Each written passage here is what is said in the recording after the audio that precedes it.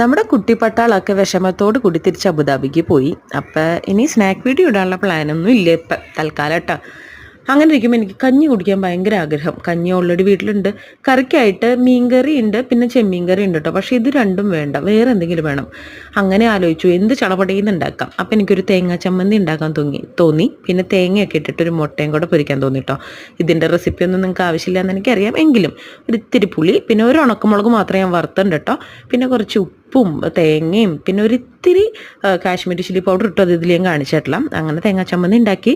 സാധാരണ പോലെ ഉള്ളി ഇട്ടു, ചുമന്ന മുളക് പൊടി ഇട്ടു, മുട്ട കുത്തി പൊട്ടിച്ചൊഴിച്ചു. എന്നിട്ട് കുറച്ച് ഉപ്പൊക്കെ ഇട്ട് സെറ്റ് ചെയ്ത് മുട്ടയും പൊരിച്ചു. അങ്ങനെ ഒരു ചട്ടിയിലേക്ക് ഇട്ടിട്ട് ഇങ്ങനെ ഞവിടി എടുത്ത് കഴിക്കുമ്പോഴുള്ള സുഖം എൻ്റെ സാറേ പറഞ്ഞറിയിക്കാൻ പറ്റില്ല. പിന്നെ കൂട്ടത്തിന് പിടിക്കാൻ വേണ്ടിയിട്ട് നമുക്കൊരു ചെമ്മീൻ അച്ചാറും കൂടെ ഉണ്ടായിരുന്നു കേട്ടോ. ചേച്ചി കൊടുത്തുട്ടോ, അടിപൊളിയായിരുന്നു.